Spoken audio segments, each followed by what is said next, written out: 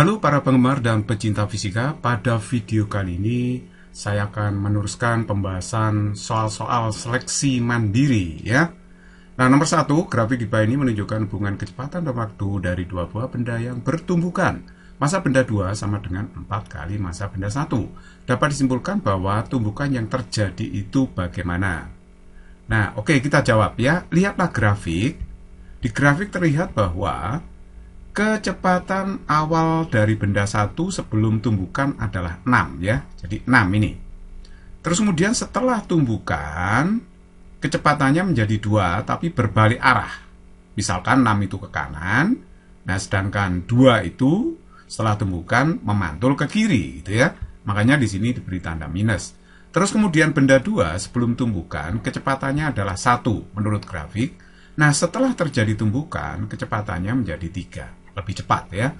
Nah, anggaplah 1 meter per sekon itu ke kanan, maka 3 meter per sekon itu juga ke kanan gitu ya. Jadi setelah tumbukan benda 2 bergerak ke kanan, sedangkan benda 1 memantul ke kiri. Nah, berdasarkan koefisien restitusi atau angka tumbukan itu kan seperti ini ya rumusnya ya. Nah, kita masukkan aja di sini.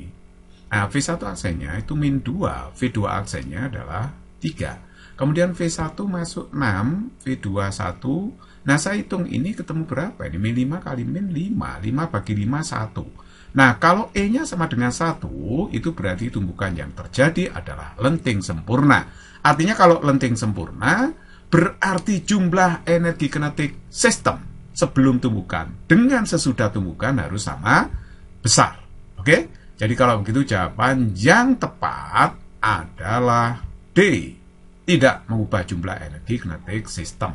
Artinya jumlah energi kinetik sistem sifatnya kekal atau tetap. Nomor 2, balok masanya 8 kg didorong di atas rantai licin sempurna sehingga bergerak dengan laju konstan 6 meter per sekon. Balok ini berukuran panjang 1 meter dan luas penampangnya 100 cm kuadrat seperti ditunjukkan gambar. Jadi luas penampang itu maksudnya yang bertumbukan ini ya, luas yang bertumbukan dengan tembok. Balok ini pada akhirnya menumbuk dinding vertikal secara lenting sebagian dengan angka tumbukan sepertiga. Jika balok menyentuh dinding dalam waktu 0,02 sekon, maka tekanan balok pada dinding adalah berapa? Oke, kita jawab. Nah, perhatikan baik-baik, dalam tumbukan kan ada angka tumbukan. Ya, angka tumbukan rumusnya seperti ini. Anggaplah benda 1 itu balok, benda 2 itu dinding. Nah, oke, E-nya adalah sepertiga, saya masukkan. Sedangkan V1 aksen itu adalah kecepatan balok setelah menabrak dinding. 1 itu balok ya. Nah, kalau V2 aksen berarti kecepatan dinding setelah ditabrak balok. Tapi dinding tidak bergerak ya. Jadi setelah tumbukan ya kecepatannya 0. Sebelum tumbukan kecepatan dinding juga 0. Tapi kecepatan baloknya diketahui 6 ya, 6 meter per sekon. Saya masukkan di sini. Jadi kalau begitu di sini 6 kali ke sana 2 ya. Berarti V1 aksen sama dengan min 2 meter per sekon. Tanda min menunjukkan bahwa setelah balok menabrak dinding dia memantul ke kiri. Oke, jadi kalau saya gambarkan seperti ini ya, dia memantul ke kiri. Nah, kalau perubahan momentum dari balok ini adalah M kali delta V, sedangkan delta V-nya adalah V1 aksen dikurangi V1. Jadi kecepatan balok setelah menubruk atau menumbuk dikurangi dengan sebelum menumbuk. Nah, jadi M-nya kan sudah diketahui dalam soal 8 ya. V1 aksennya min 2 dikurangi dengan kecepatan sebelum tumbukan, yaitu 6. Nah, jadi kalau begitu hasilnya adalah min 64 Newton sekon. Nah, ini perubahan momentumnya, sedangkan gaya yang terjadi pada balok ini adalah delta P per delta T. Jadi delta P itu min 64. Nah, sedangkan delta T itu adalah waktu sentuh balok terhadap dinding. Jadi 0,02. Nah, ini hasilnya adalah minus 3200 Joule. Nah, kalau kita mencari tekanannya ya rumusnya kan F per A ya. Jadi kalau begitu F-nya 3200 dibagi 10 pangkat min 2 A-nya. Ini saya jadikan meter kuadrat ya. 10 pangkat min 2 meter persegi. Jadi ini hasilnya adalah min 320000 Joule. Boleh juga ditulis min 320 kilojoule. Nah, tanda min itu menunjukkan gaya reaksi. Kalau misalkan tekanan yang diberikan balok pada dinding itu katakanlah minus 320 kJ, maka dinding memberikan tekanan yang sama pada balok, yaitu 320 kJ. Jadi tanda minus itu menunjukkan gaya reaksi aja. Jadi jawaban yang tepat di sini adalah A. Nomor 3, suatu ayunan dengan massa bandul 3 kg dilepas pada sudut simpang 53 derajat, panjang tali bandul 1 meter. Bandul pada titik terendah mengenai balok dengan massa diketahui 1 kg, yang mula-mula diam di lantai kasar dengan koefisien gesek kinetik 0,1. Balok tersebut bergeser pada lantai dan akhirnya berhenti. Sedangkan bandul terpantul kembali dengan sudut simpang 37 derajat. Jarak maksimum yang dapat dicapai balok adalah berapa meter? Oke, kita jawab ya. Nah, saya gambar dulu. Jadi ini bolanya, bandulnya berupa bola besi misalkan gitu ya. Diketahui masanya 3 kg. Dia mula-mula ketinggiannya delta H, misalnya begitu ya. Terus nanti menabrak balok di sini ya. Anggaplah ukuran benda ini kecil ya. Ukuran benda ini kecil terhadap panjang tali misalkan begitu ya. Oke, ini sudutnya 53. Kalau ini 1 ya, ini 1. Berarti sisi yang ini adalah 1 cos 53, berarti 0,6 di sini. Kalau 0,6 berarti delta H-nya ini kan 0,4 nanti ya. Karena ini 1 meter, ke sini juga 1 meter. Nah, sama-sama 1 meternya. Anggaplah ini kecil ya. Bendanya itu kecil, ukuran benda diabaikan terhadap panjang talinya. Jadi kalau ini 0,6 berarti yang di sini adalah 0,4 begitu. Oke. Kalau begitu, saya bisa mencari berapa usaha gravitasi yang dilakukan pada benda bola ini dari posisi ini sampai menumbuk. Nah, usaha gravitasinya itu sebenarnya sama aja dengan perubahan energi kinetik yang terjadi pada bola tersebut. Jadi W sama dengan delta EK. Nah, W-nya itu adalah mg delta H, ini adalah usaha gravitasi. Dari sini sampai menumbuk ya. Nah, delta EK itu setengah mv kuadrat dikurangi setengah mvu kuadrat. Maksudnya, Vm itu adalah kecepatan bola besi sesaat akan menabrak balok. Jadi ini sebenarnya kecepatan akhir, Vm itu kecepatan akhir dari bola M besar ini. Nah, sedangkan Vo itu kecepatan awalnya. Tapi kecepatan awalnya kan 0 ya. Oke, jadi kalau begitu, ini saya masukkan 0. Nah, terus kemudian M-nya saya coret, dapat seperti ini. Nah, oleh sebab itu, saya rumuskan Vm itu akar 2G delta H ya, setelah pindah ruas. Nah, G-nya 10 ya, delta H-nya sudah saya katakan tadi 0,4. Karena 0,6 ditambah 0,4 kan 1 ya, 1 meter. Jadi kalau begitu, ini hasilnya adalah 2 akar 2 meter per sekon. Inilah kecepatan bola besi sesaat akan menabrak balok. Berdasarkan hukum kekalan momentum, jumlah momentum sebelum dan sudah tumbukan harus sama ya. Jadi kalau begitu, sebelum tumbukan hanya momentum bola besi yang ada ya. Momentum bandul, yaitu M kali Vm, sedangkan setelah tumbukan berarti MVM aksen plus MV aksen. Vm aksen itu berarti kecepatan bola besi setelah menumbuk balok, sedangkan V aksen kecepatan balok setelah ditumbuk bola besi. Oke, saya hapus dulu, saya seret ke atas. Nah, untuk mencari V aksennya, ya kita harus mencari Vm aksennya dulu. Nah, Vm aksennya itu adalah kecepatan bola besi setelah menabrak balok. Jadi dia akan mantul gini ya. Nah, ini kecepatannya adalah Vm aksen. Berapa Vm aksennya? Ya sama rumusnya. Vm aksennya ya ini, sama dengan akar 2G delta H aksen. Kalau ini kan sebelum nabrak. Setelah nabrak ya tetap ini ya. Karena dari sini ke situ akan terjadi perubahan energi kinetik menjadi energi potensial.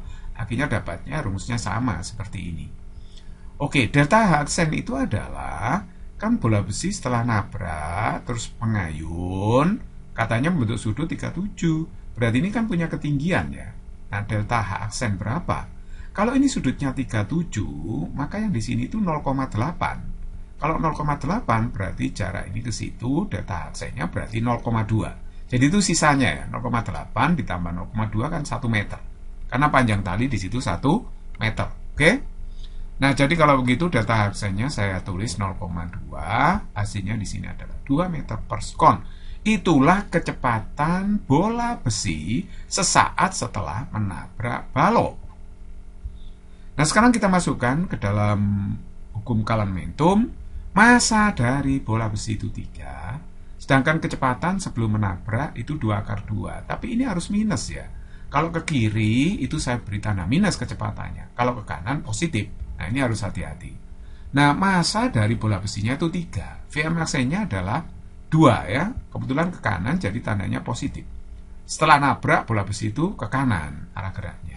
Nah, massa dari balok itu 1. Jadi 1 kalikan V-aksen itu kecepatan sesaat balok setelah ditumbuk bola besi. Nah, ini kalau saya lanjutkan, ini hasilnya min 6/2 ya. Ini min 6/2, ini sama dengan 6 plus 1 V-aksen. Jadi V-aksennya itu adalah seperti ini. Berarti V-aksennya min 6 dikalikan dengan dalam kurung akar 2 plus 1.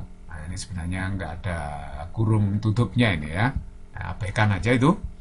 Oke, saya hapus dulu, saya tarik ke atas. Nah, setelah balok ini ditabrak atau ditumbuk oleh bola besi, dia akan bergerak dengan kecepatan awal V-aksen ini. Nah, suatu saat dia akan berhenti. Jadi di sini ada perubahan energi kinetik balok menjadi energi gesekan. Nah, energi kinetik balok itu adalah setengah mv aksen kuadrat. Sedangkan energi gesekan itu gaya geseknya dikalikan perpindahan. Nah, saya uraikan gaya gesek kinetis adalah mu k kali n, sedangkan n-nya normalnya itu m kali g. Ini bidang datar biasa aja ya. M-nya terus dicoret, akhirnya dapat seperti ini. Nah, saya masukkan, V-aksennya kan ini tadi ya. Saya masukkan, kemudian mu k-nya 0,1, di sini diketahui dalam soal G-nya 10. Nah, jadi kalau begitu nanti akhirnya dapat seperti ini ya. Oke, atau ditulis S sama dengan 18 dalam kurung akar 2 plus 1 kuadrat meter. Jadi jawaban yang tepat adalah D. Nomor 4, bola besi dengan berat 60 Newton digantung dengan tali seperti tampak pada gambar. Bila bola besi itu dalam keadaan setimbang, maka tegangan tali BE. Jadi ini tegangan tali BE itu berapa? Oke, kita jawab. Saya gambar dulu gaya berat dari bola besinya ini, oke. Perhatikan di sini itu sudutnya 60-60 ya, ini simetris. Dalam segitiga itu seluruh sudut 180. Jadi yang ini pasti 60 ya. Oleh sebab itu sudut yang ini 150. Karena ini kasus simetris. Jadi 60, ini 150, 150. Oke, nah sekarang perhatikan yang di sini itu 150. Loh kok bisa? Nah, karena ini kasus simetris, kalau ini sudutnya 60 derajat, sebelahnya ini 150 derajat, maka yang sebelah juga 150 kan? Nah, seperti itu. Oke, sudut-sudutnya sudah ketemu semua. Kita sudah siap mencari tekanan tali. Kita menggunakan aturan sinus saja ya. Karena jumlah gaya pada benda ini 0, maka berlaku aturan sinus pada titik A seperti ini. Titik A ini ya, titik A dalam keadaan setimbang. Maka berlaku W per sinus 60 sama dengan TAB per sinus 150. Jadi diluruskan aja ya, W itu sudut lurusnya 60, TAB sudut lurusnya 150. Jadi seperti ini. Nah, W-nya 60 saya masukkan. Ini saya sebut persamaan 1, tidak saya hitung dulu. Kemudian terapkan aturan sinus di titik B. Ini titik B ya. Berarti berlaku TAB sinus 150, diluruskan aja kan ketemu 150 sudutnya. Sedangkan TBE ini sudutnya kan 60, makanya di sini diisi 60 ya. Ini saya sebut aja persamaan yang kedua. Tapi perhatikan TAB per sin 150 pada persamaan 1 kok sama dengan persamaan 2 ini. Ini kan sama. Ya saya substitusikan aja, berarti TAB per sin 150 bisa diganti 60 per sin 60. Nah seperti ini ya, saya ganti. Nah sin 60 itu bisa dicoret, sehingga TBE-nya ketemu 60 Newton. Jadi jawaban yang tepat adalah C. Music is very easy and fun.